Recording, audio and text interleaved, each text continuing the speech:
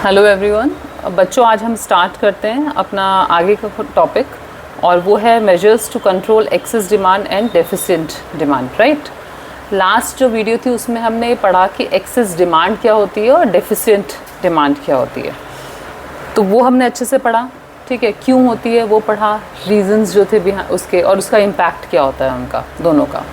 अब हम आज की वीडियो में पढ़ेंगे कि इस प्रॉब्लम को हम कैसे सॉल्व कर सकते हैं।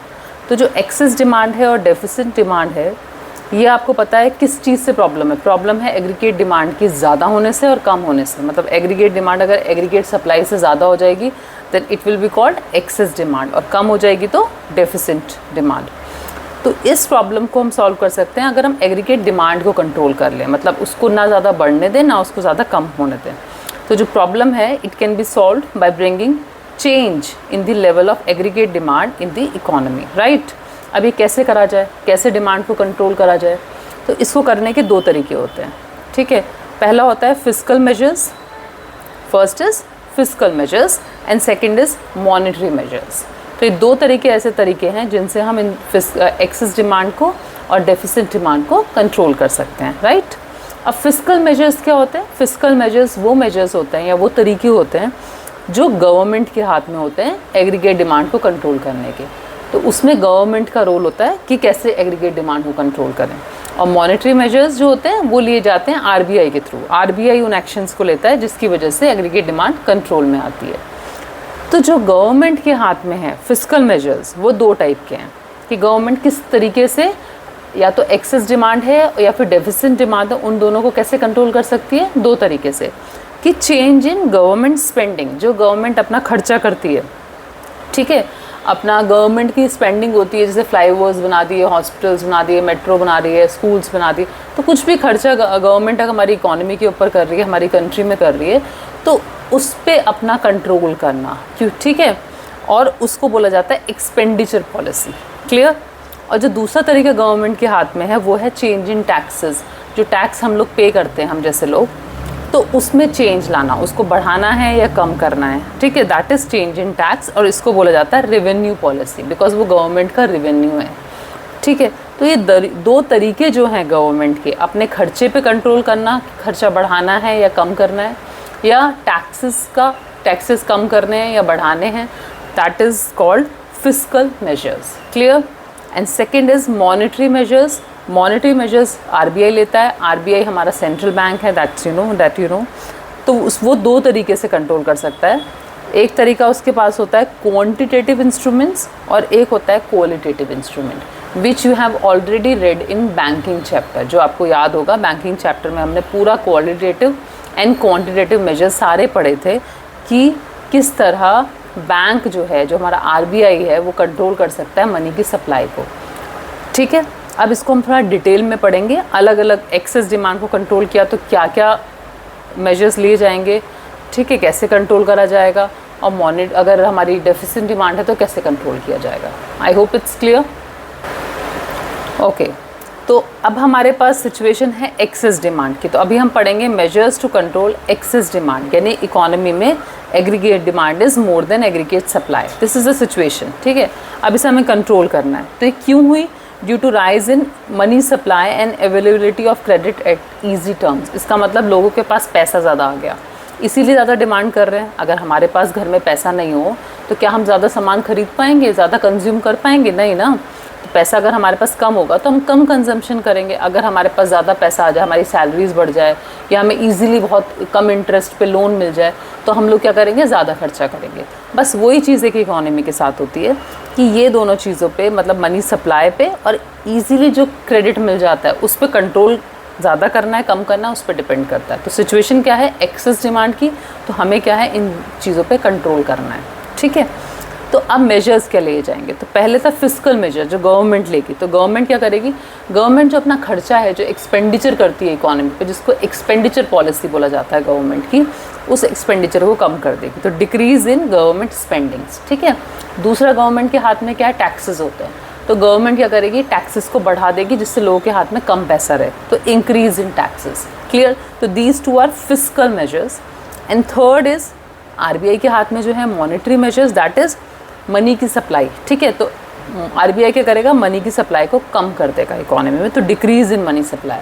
अब वो मनी की सप्लाई कैसे कम होगी, वो सारे वो इंस्ट्रूमेंट्स से होगी जो हम already we have read in banking chapter, जो क्वालिटेटिव एंड क्वांटिटेटिव। हमारे पास दो तरीके के होते हैं, अगर आपको याद हो क्वांटिटेटिव मेजर्स कौन से होते हैं, बैंक रेट होता है, रेपो रेट होता है, ठीक है, ओपन मार्केट ऑपरेशंस होता है और एलआरआर होता है। एक बार मैं हल्का सा फटाफट आप लोगों को समझा देती हूँ। बैंक रेट क्या होता है, bank rate is that rate जिस रेट पे आरबीआई कमर्शियल बैंक को पैसा देता है, उधार देता है। अगर वो महंगे में देगा तो कमर्शियल बैंक भी आगे लोगों को महंगे में ही पास करेगा लोन। तो क्या करेगा आरबीआई बैंक रेट बढ़ा देगा, जिससे कि कमर्शियल बैंक भी महंगा ज़्यादा इंटरेस्ट रेट लोगों को दे पे लोन प्रोवाइड करे, जिससे लोग ना लोन लें। ठीक है, हमारा तो यही मोटिव है ना इस टाइम कि लोन कम ले, तो आरबीआई का यही मोटिव है, तो इसलिए आरबीआई बैंक रेट को बढ़ा देगा। ठीक है, सेकंड रेपो रेट और आरआरआर जो है ये भी दोनों को बढ़ा दिया जाएगा, क्योंकि इनका भी सेम है। आरआरआर क्या होता है, रिवर्स रेपो रेट, जिसमें कमर्शियल बैंक अपना एक्सेस मनी को आरबीआई के पास रखता है और आरबीआई उसको कुछ इंटरेस्ट पे करता है। तो अगर आरबीआई ज़्यादा इंटरेस्ट पे करेगा तो क्या कमर्शियल बैंक क्या करेगा, अपने पैसे को आरबीआई के पास रखेगा, बिकॉज वहाँ पे ज़्यादा फ़ायदा हो रहा है उसको, instead of giving to public. ठीक है, तो फिर से पब्लिक के पास कम सप्लाई हो गई। तो एक तो ये तरीका हुआ। रेपो रेट क्या था, it is like bank rate only. तो बैंक रेट लॉन्ग टर्म के लिए होता है, रेपो रेट शॉर्ट टर्म के लिए होता है, रिवर्स रेपो रेट आपको हमने समझा दिया। तो बेसिकली इन तीनों को अगर हम इंक्रीज़ करेंगे तो इकोनॉमी में मनी की सप्लाई कम हो जाएगी, and that is our motive. Third is open market operations. Open markets operations क्या होता है कि यहाँ पे सिक्योरिटीज़ होती हैं, जिन सिक्योरिटीज़ को बेचा या ख़रीदा जाता है। तो इस केस में क्या होगा, सिक्योरिटीज़ को सेल करा जाएगा। क्यों, आरबीआई अपनी सिक्योरिटीज़ को आगे मार्केट में बेचेगा, जिससे कमर्शियल बैंक उन्हें खरीदेगा। तो क्या होगा, कमर्शियल बैंक के पैसे जो है वो आरबीआई के पास आ जाएंगे। जब हम कुछ सामान खरीदते हैं तो हमें पैसे देने पड़ते हैं ना, सेम कमर्शियल बैंक को पैसे आरबीआई को देने पड़ेंगे, क्योंकि वो सिक्योरिटीज़ खरीद रहा है और उसके पास कम पैसे रह जाएंगे तो पब्लिक को कम पैसे दे पाएगा। Then increase in LRR. What is LRR, legal reserve ratio, and it is decided by RBI. तो आरबीआई क्या करेगा, ये वो पैसा है जो कमर्शियल बैंक अपने पास रखते हैं, they don't give loan of that money, उन्हें अपने पास रखना मैंडेटरी होता है, and this LRR is decided by RBI. तो आरबीआई एलआरआर को बढ़ा देगा कि जिससे लोग लोन कम दें। I hope it's clear. तो ये these are the 4 quantitative instruments जो आरबीआई लेगा to decrease the money supply in the economy. Qualitative में कौन से होंगे, increase in margin requirement. Margin requirement होता है जब हम कभी भी लोन लेने जाते हैं ना, तो लोन लेते वक्त हमें कुछ सिक्योरिटी रखनी पड़ती है। तो अगर वो सिक्योरिटी मान लो 1 लाख की है और उसके against you are getting loan of 70,000, तो आपको 30,000 जो था वो एक मार्जिन था। अगर वो मार्जिन बढ़ जाए and you get loan of only 50,000 against 1 lakh security, तो you will be discourage to take that, है ना, आपका मन नहीं करेगा लेने का। लेकिन अगर 1 लाख की सिक्योरिटी के बदले यू गेट 90,000 का loan, then you will be encourage to take that. तो क्या करेगा आरबीआई गाइड करेगा कमर्शियल बैंक्स को कि मार्जिन की रिक्वायरमेंट बढ़ा दो, यानी कि कम लोन दो अगेंस्ट द सिक्योरिटी। उससे क्या होगा, मनी की सप्लाई कम हो जाएगी, कम लोन मिलेगा। तो ठीक है। Moral suasion is basically persuade and pressure. तो क्या करता है आरबीआई, परसुएड और प्रेशर करता है कमर्शियल बैंक्स को थ्रू स्पीचेस, ठीक है, और लेटर्स के थ्रू कि आपको किसको लोन देना है, किसको नहीं देना। तो कम करने के लिए मॉरल सुएशन का यूज़ किया जाता है कि उन्हें अगर लगता है कि कम पैसा आगे पब्लिक में या इकोनॉमी में जाना चाहिए, तो उस तरह वो उनको गाइड कर देगा किसी भी through. Then selective credit control is the direct directions given by RBI to commercial banks to give less loan to public और व्हाटएवर, मतलब मनी की सप्लाई कम करने के लिए जो भी डायरेक्शन आरबीआई दे सकता है। तो these are the qualitative instruments which are used by RBI to control the money supply. Clear. तो ये हमने आज एक्सेस डिमांड का क्लियर कर लिया कि एक्सेस डिमांड होती है तो ये मेजर्स होते हैं आपके फिस्कल वाले और ये होते हैं आपके मॉनेटरी वाले। I hope it's clear to you. Okay, अब है measures to control deficit demand. Deficit demand is when aggregate demand is less than aggregate supply.